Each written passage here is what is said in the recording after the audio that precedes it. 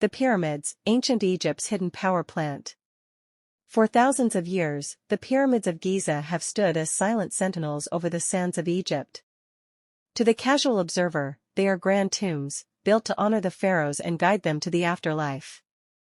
But some whispers in history suggest a far more extraordinary purpose, one that turns the very foundations of ancient knowledge upside down. Historians have marveled at the precision of the Great Pyramid of Khufu. Its alignment with the stars, its flawless stonework, and the sheer magnitude of its construction have puzzled engineers and archaeologists for centuries. How could a civilization, thousands of years ago, without modern tools, move limestone blocks weighing several tons with such perfection?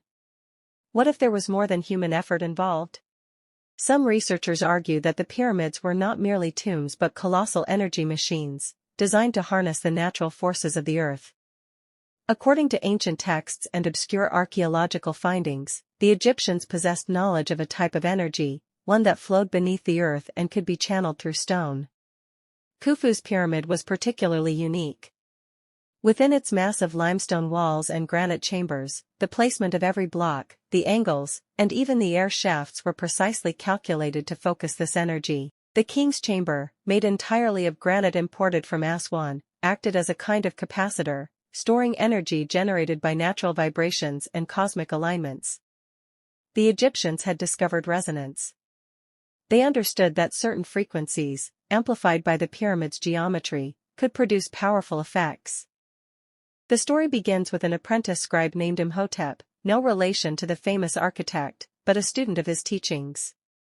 Imhotep spent his days recording measurements and assisting priests in mysterious rituals at the pyramid. He noticed that the pyramid seemed to hum at times, a low vibration that filled the stone halls. Some nights, small sparks of light danced across the walls, flickering in colors that defied explanation.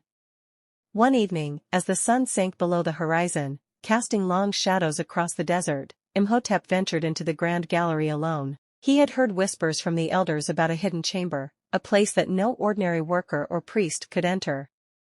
Legends spoke of a golden device, the heart of the pyramid, capable of generating energy so potent that it could light temples, power massive machinery, and even influence the Nile itself.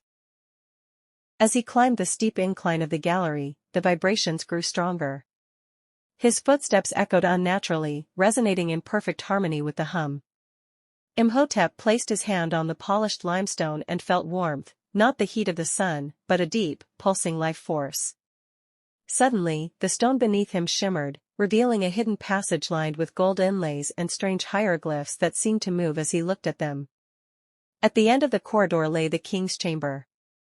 But it was not as he had imagined. In the center stood a large granite device, carved with intricate symbols and geometric patterns. Tubes of polished stone extended from it like veins, connecting to the walls, the ceiling, and even down into the bedrock.